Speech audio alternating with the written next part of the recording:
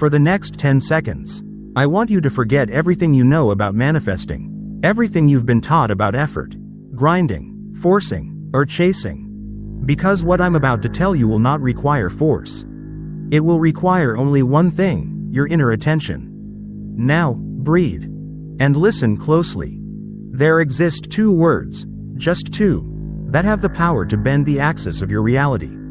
Two words that, when spoken not to the world but into the quiet chamber of your own being, begin to rearrange the circumstances of your life in ways that feel impossible, magical, even divine. You do not shout them. You do not share them. You become them. People think creation happens through action. They assume reality responds to the loudest voice, the hardest work, the most relentless push. But that's an illusion. The universe does not bend for effort, it bends for identity. It bends for the one who has already assumed the state of the thing they desire. These two words, simple, ancient, sacred, form a doorway into that state. And that doorway is not outside you. It is inside, hidden behind your daily thoughts, your inner whispers, the stories you tell yourself when no one is listening. Before we speak of manifestation, we must speak of language. Not the language you use with others, but the language you use with yourself. Most people think their words describe reality. But the truth is far more dangerous and far more beautiful. Your words create reality. Every phrase you repeat is a seed. Every inner whisper is an instruction. Every unconscious sentence is a blueprint sent into the fabric of creation. You may believe you're merely expressing your circumstances when you say, "I'm tired, I'm unlucky, nothing works for me." But you're not expressing. You're prescribing. You are giving the universe a template, a command disguised as a complaint. The ancients understood this. They knew the moment you say, "I am," the universe listens, not as a servant, but as a mirror, and that mirror does not return what you want, it returns what you believe. Say, "I am capable," and capability begins gathering around you. Say, "I am broken," and life will keep giving you reflections of that fracture. Say, "I am unseen," and every room will feel like confirmation. Creation does not care about your intention. It cares about your identity. This is why affirmation alone fails for so many. A man may repeat, "I am worthy," but if his inner voice still whispers, "I am not enough," the whisper wins. The universe feels the vibration beneath the words, not the performance on the surface. You do not manifest from your mouth.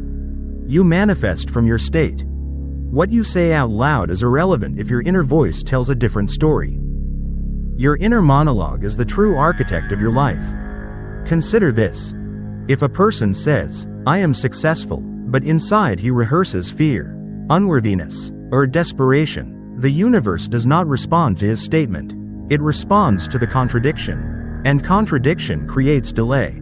This is why so many people work endlessly and see little change. They are trying to achieve without becoming. They chase outcomes while clinging to an identity that cannot hold them. You cannot desire abundance while identifying as someone who never has enough. You cannot desire love while secretly believing you are unlovable. You cannot desire expansion while clinging to the story of limitation. Identity is the thermostat of your life. No matter how much effort you apply, if your inner setting is low, you will always return to that temperature.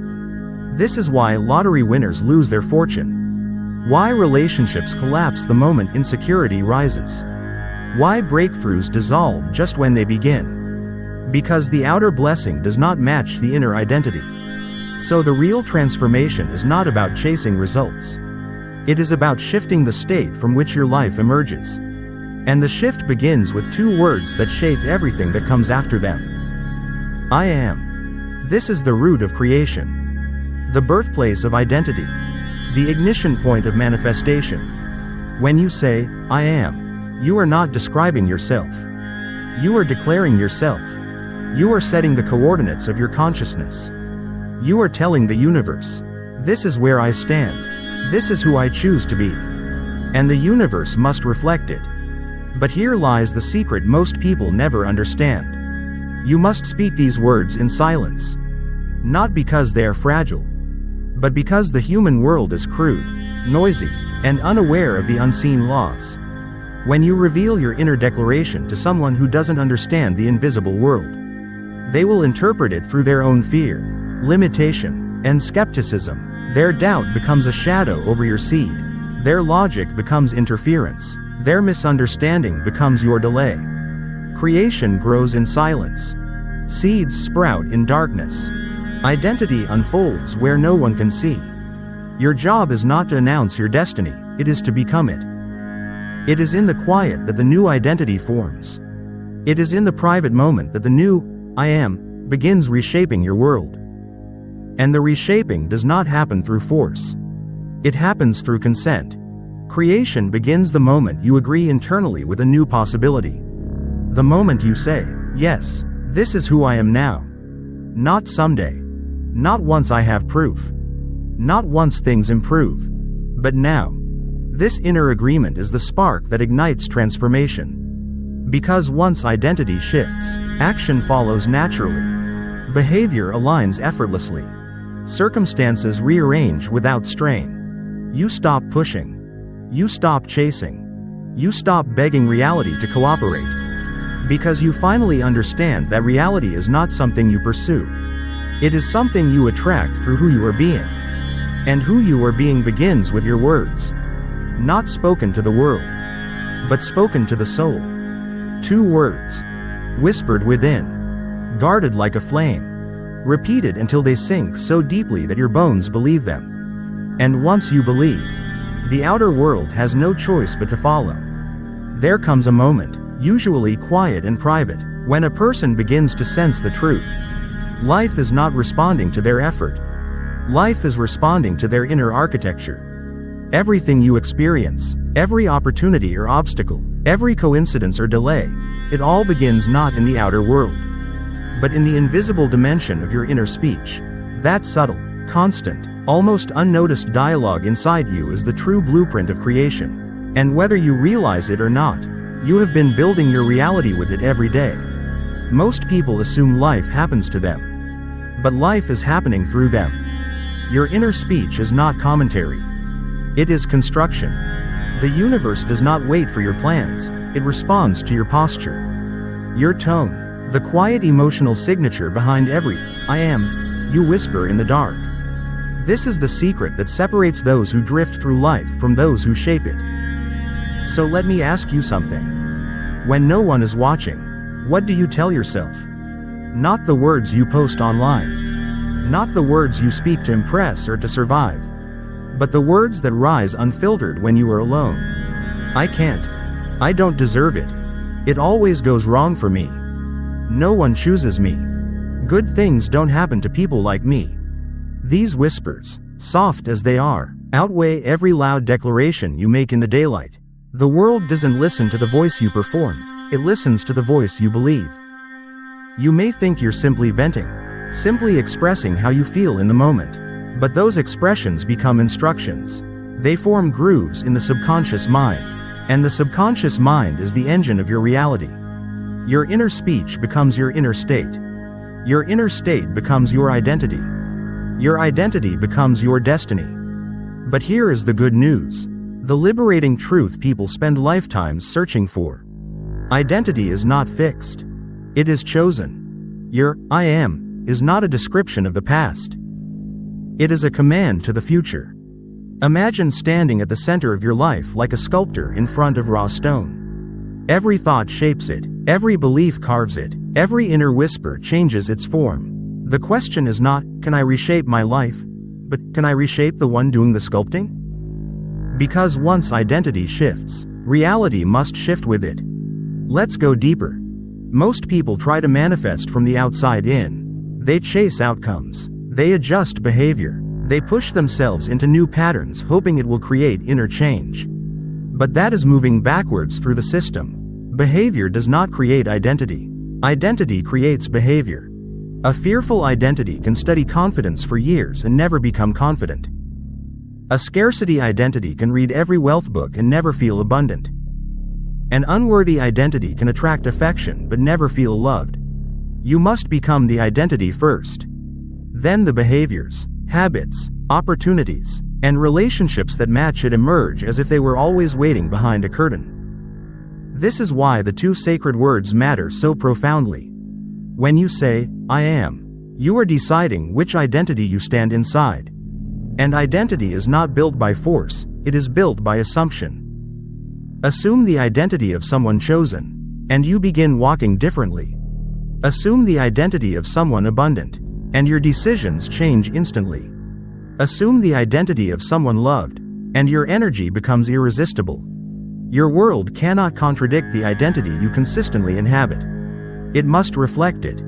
But most people sabotage themselves because they try to assume a new identity while secretly clinging to an old vibration. They say, I am confident, but inside they nurture memories of embarrassment. They say, I am abundant, but they rehearse every moment of lack. They say, I am loved, but they keep returning to the wounds of rejection. You must understand.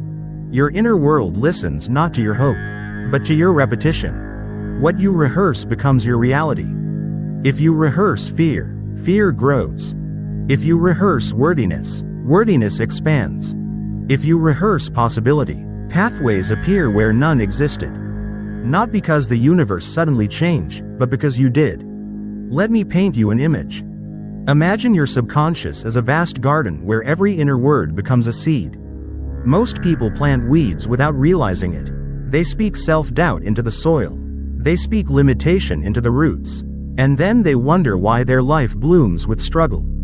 The soil is not the problem. The seeds are. You cannot plant, I am unworthy, and expect a harvest of love. You cannot plant, I am always struggling, and expect abundance. You cannot plant, I am unlucky, and expect alignment. The garden does not judge. It grows whatever you plant. Which means the moment you choose a new inner word, a new identity, a new assumption, you begin cultivating a different reality. Even before you see evidence, the shift has already started. This is why protecting your inner speech is sacred work. It is not a technique. It is a form of self-respect. It is spiritual architecture. Your inner voice is the architect. Your imagination is the blueprint. Your identity is the foundation. Your reality is the structure that rises from it. Let me remind you of something powerful. You do not get what you want. You get what you are. Wanting comes from lack. Being comes from identity. When you want something, you vibrate with the feeling of not having it. But when you are something, when you assume the identity, reality bends around that assumption. You become the tuning fork. Life becomes the echo. This is why miracles happen quietly. Not because the universe suddenly favors you, but because you finally favor yourself. Now listen carefully. This is subtle but life-changing. The greatest transformation does not happen when you force a new belief. It happens when you stop repeating the old one. The moment you stop saying, I am not enough, your power returns. The moment you stop saying, things never work for me, doors appear. The moment you stop saying, this is just who I am, your future begins breathing again. Sometimes creation is less about adding and more about subtracting. Less about saying more affirmations and more about silencing the inner contradictions. When you quiet the noise, when you stop speaking against your own becoming, when you stop leaking power through careless words, the ground of your identity becomes fertile again. Then, the new assumption roots itself. The new identity stabilizes. The new vibration becomes natural. And reality responds with uncanny precision. This is the beginning of transformation. Not forcing, not chasing, but choosing. Choosing your inner speech. Choosing your I am. Choosing the version of you that life will mirror next. There is a paradox most people never discover. The moment you declare a new identity, the world does not respond immediately. It listens. There is a quiet pause, a sacred stillness, almost like the universe holding its breath, waiting to see if you truly meant what you said, not because it doubts you, but because it mirrors your consistency, not your impulse. A single moment of clarity cannot undo years of contradiction unless you tend to it the way you would tend to a fragile flame. The early stages of transformation are like a seed planted in darkness. You cannot see it growing. You cannot feel its roots forming. But something is happening beneath the soil of your awareness. Something delicate, something precise, something easily disturbed. And this is why silence becomes so important. When you speak your new identity into the world, you expose it to interpretation. You expose it to doubt, your own and others. But when you hold it inwardly, when you let it marinate in the silence of your being, it gains strength. It becomes less a wish and more a knowing. Creation happens in that knowing. Not in the announcement. Not in the performance. Not in the attempt to convince. But in the quiet moment when you decide, inwardly and irrevocably, this is who I am now. People rarely understand the power of inner consent. They think change requires external proof, external validation, external momentum. But identity is not built from the outside in, it is built from the inside out. You must become the truth long before life reflects it. And that requires the courage to live in the gap, in that strange space between who you once were and who you are becoming. It is a space that feels empty, uncertain, even lonely at times, not because anything is wrong, but because you have stepped out of your past self, and the world has not yet rearranged itself around a new one. This is where most people turn back. They declare a new, I am. But when circumstances don't instantly change, they lose faith. They say, maybe I was foolish to believe I could shift my life. They return to old language, old habits, old assumptions, and the universe, always obedient, returns them to an old reality. Not because the new reality was impossible, but because the new identity was abandoned. Transformation is not a moment, it is devotion to a moment. The seed does not break the ground the day it is planted. But the day you give up on it, it dies. So you must protect your identity in the silence. You must sit with it. You must breathe with it. You must let it speak to you even more than you speak to it. There will be days your outer world contradicts your inner truth.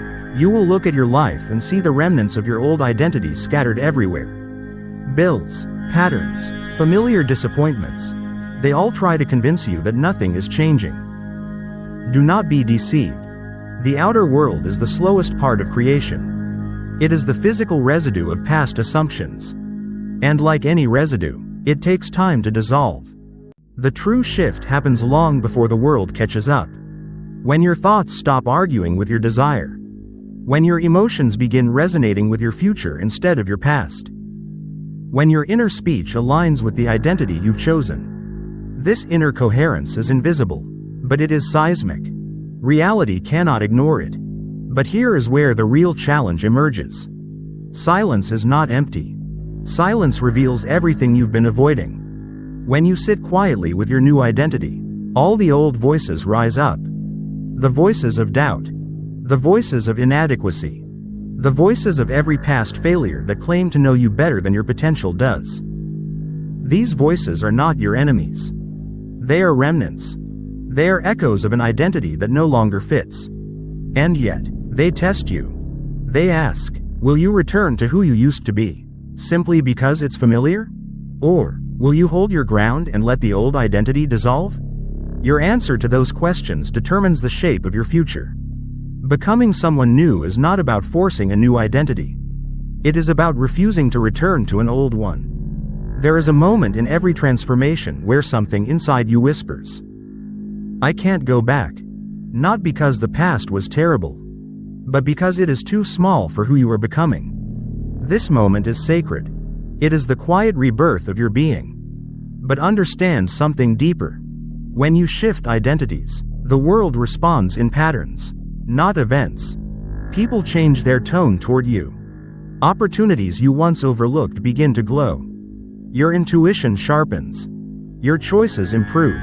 Your energy alters the way others perceive you. The universe does not rearrange itself in one dramatic sweep. It adjusts its orbit around who you have become. And yet, to reach this stage, you must endure one final test. The discomfort of expansion. A snake sheds its skin not in comfort, but in friction. A butterfly emerges from its chrysalis through resistance. A seed breaks open through pressure. Growth has always been uncomfortable. You are not failing when you feel uncertain. You are molting. You are cracking open. You are stepping out of a psychological shell that can no longer contain you. This discomfort is not a sign to stop, it is a sign you're on the brink of embodiment. Your new identity is trying to take shape. Your old identity is trying to survive. And the battlefield is your inner speech. If you speak from the past returns. If you speak from the future begins. This is why guarding your language is essential during transformation. Every phrase is a vote. Every word is a thread in the tapestry of your becoming. Say, I am changing, and you prolong the process. Say, I am becoming, and you postpone arrival. Say, I am, and you step into the identity now. The silence teaches you this. The silence strengthens this. The silence protects this. Because in silence, identity is not performed, it is absorbed. In silence, you stop seeking proof and begin embodying truth.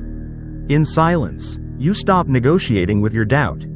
In silence, you stop explaining your evolution. You simply rise.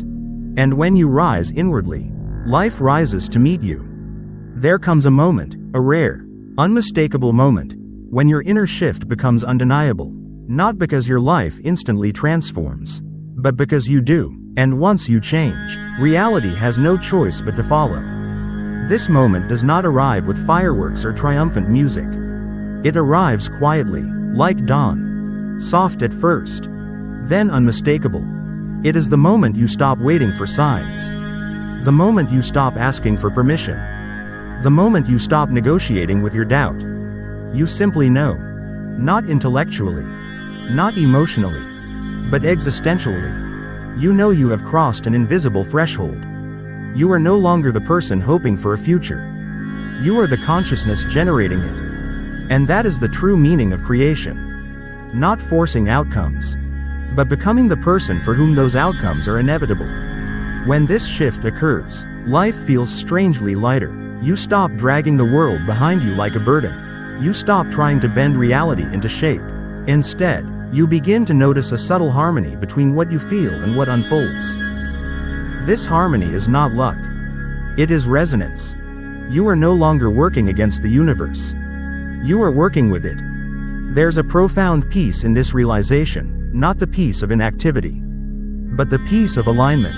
You feel carried by something, supported by something, synchronized with something. Your actions stop feeling like strain and begin feeling like expression. People often describe this experience as flow.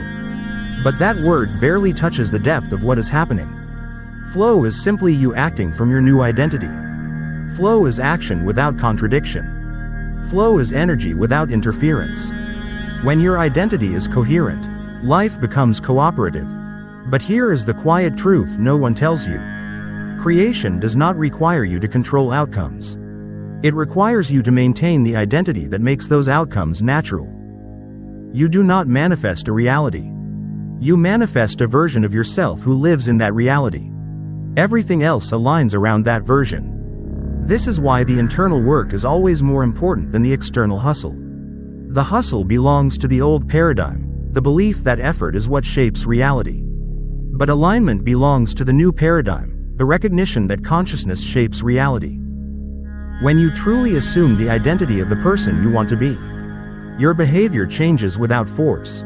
You make different decisions because a different intelligence rises within you. You speak differently, not because you're pretending, but because you've outgrown your old voice.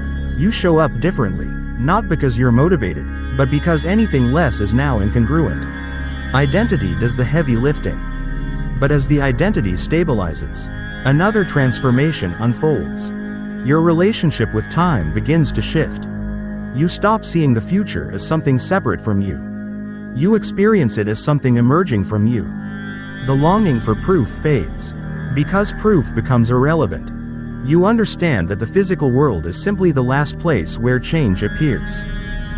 By the time reality shows it, the shift already happened long ago in the unseen. This is why patience becomes effortless.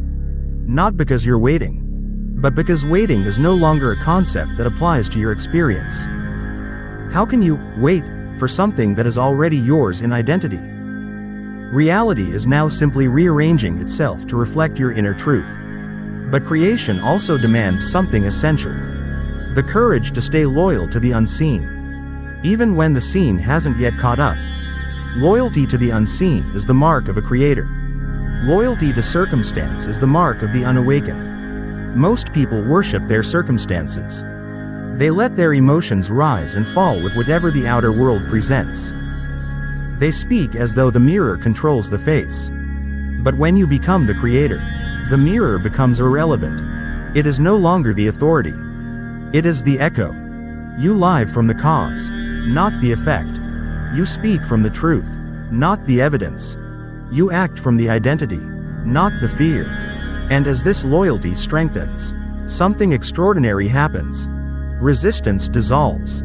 Not because obstacles disappear, but because your identity rises above them. The person you used to be would have been stopped by certain challenges. But the person you are now simply walks through them. What once felt like a mountain now feels like a doorway. This is the moment life begins to reorganize itself around your new identity. People respond differently. Conversations shift. Opportunities reveal themselves. Synchronicities multiply. Paths open where walls once stood. Not by magic, by coherence. You are broadcasting a clear internal frequency, and the universe mirrors it with precision. But the final stage of creation is subtle. It arrives quietly, almost invisibly. You stop thinking about manifestation altogether. Not because you don't believe in it, but because you no longer need to. You have become the kind of person for whom creation is natural. You no longer chase your desires, they flow from you. You no longer pray from lack, you acknowledge from abundance. You no longer negotiate with life, you collaborate with it. And when this shift occurs, you realize something profound. You were never meant to control reality. You were meant to generate it. Identity is the generator. Consciousness is the engine. Assumption is the ignition. Inner speech is the steering wheel. Silence is the fuel. And you, the real you, are the one driving the entire experience. This is the point where gratitude emerges effortlessly. Not as a practice, but as a consequence. You feel grateful not because something happened, but because you understand your place in the architecture of existence. You feel connected not because someone validated you, but because identity dissolved the illusion of separation. You are no longer chasing a future. You are emanating it. You are no longer reacting to life. You are composing it. And once you taste this way of being, once you feel the creative force pulsing from within, you cannot return to the person you were before. The old identity was too small. The old language was too limited. The old vibration was too dim. You have remembered something ancient. Something the mystics whispered. Something the sages lived. Something you always sensed but never quite understood. You are not a participant in the universe. You are an expression of it. And when you declare, "I am," you are not claiming a title. You are activating a truth. There comes a final moment in the journey of becoming, a moment quieter than any teaching, deeper than any affirmation, more powerful than any declaration. It is the moment when you realize that everything you sought from the world was always waiting within you, dormant like seeds beneath the soil, needing only the right inner climate to bloom. This moment does not announce itself. It doesn't thunder. It whispers. And its whisper says, "You are no longer the seeker. You are the source." At first, this realization feels almost impossible, too expansive for the mind to grasp. For so much of your life, you were taught to believe that what you want is somewhere else, somewhere out there. In someone else's approval, someone else's love, someone else's permission, someone else's power. You believed your destiny sat in the hands of circumstance, luck, timing, or fate. But when this realization arrives, those illusions fall apart like mist touched by morning light. You see clearly, maybe for the first time, that the universe has never withheld anything from you. It only ever mirrored your readiness to receive. Not your worthiness, because you've always been worthy. Not your potential, because it's infinite. But your identity, your inner posture, your state of being, a closed hand cannot receive. A guarded heart cannot feel love. A fearful mind cannot hold abundance. And a divided identity cannot host creation. But when you shift your inner state, the entire architecture of your reality adjusts around it, silently and obediently, like iron filings arranging themselves around a magnet. And here is the heart of this great mystery. What you call manifestation is simply your inner world gaining the density to become visible. Reality is nothing more than your consciousness in delayed form. You think a thought long enough, feel an emotion deeply enough, rehearse an identity consistently enough, and the universe eventually says, "Very well, let it be so." This is why so many spiritual traditions say the same thing in different languages. As within, so without. As you believe, so it is done. It is done unto you as you assume. They are pointing to the same principle. Creation begins in silence long before it appears in form. Not the silence of inactivity, but the silence of alignment. A silence free of contradiction. A silence free of doubt. A silence free of the frantic need to control outcomes. The silence where you know who you are, before the world knows it. And this silence becomes your sanctuary.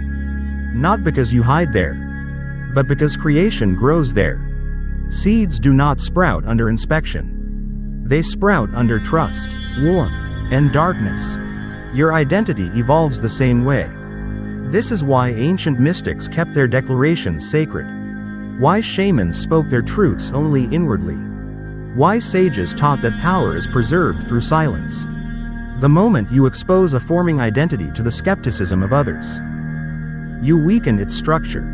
Not because their doubt is stronger than your truth, but because your truth is still young. A sapling cannot withstand the wind. A sprout cannot hold the weight of footsteps. And a new identity, no matter how powerful, needs protection. So you learn to guard your inner world the way a gardener protects new growth. You choose your words wisely. You choose your thoughts intentionally. You choose your company carefully. You choose your emotional state deliberately. You no longer speak against yourself. You no longer repeat old stories. You no longer describe life as it was. You describe it as it is becoming.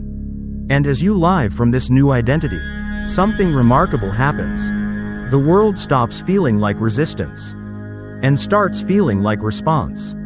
People treat you differently, not because they change, but because your energy did. Opportunities appear, not because they suddenly exist, but because you became the version of yourself who can see them. Synchronicities become frequent, not because the universe is suddenly generous, but because you aligned with the frequency where generosity has always lived. This is the stage of creation where the miraculous begins to feel normal, where the extraordinary becomes ordinary, where the impossible becomes expected, where your external world rearranges itself with such precision that you begin to understand. You are not walking through reality. You are generating it as you walk. You are not meeting your destiny. You are expressing it. You are not discovering who you are. You are remembering. And when this recognition settles, something beautiful occurs. You begin speaking less and knowing more. You begin trying less and allowing more. You begin forcing less and flowing more. Your I am becomes simpler. I am here. I am enough. I am aligned. I am the source. These are not affirmations. They are acknowledgments of truth. And in this stage, the fears that once controlled you lose their authority. Not because you fought them, but because you outgrew them. The doubts that once paralyzed you become irrelevant. Not because you solved them, but because you no longer identify with the version of yourself who created them. Your identity has risen to a higher vantage point. You begin to see life from above, not through the eyes of striving, but through the eyes of knowing. You realize you were never meant to chase. You were meant to become. You were never meant to beg. You were meant to declare. You were never meant to convince. You were meant to embody. And embodiment is where manifestation completes itself. What you embody, you attract. What you radiate, you receive. What you assume, you become. What you become, you experience. Identity right pointing arrow, vibration right pointing arrow, reality. This is the architecture of creation. This is the rhythm of the universe. This is the law behind every miracle. And so, at the end of all this teaching, you return to the beginning. To the place where creation truly begins. Your inner speech. Your inner posture. Your inner silence. Guard it. Honor it. Let it grow. Because once you decide who you are, quietly, bravely, relentlessly, the entire universe reorganizes itself to agree. Not because it must, but because you have become the one who commands reality. Through identity, assumption, and being, you are no longer the whisper. You are the voice. You are no longer the seeker. You are the creator. And reality bends. Because you finally learned how to stand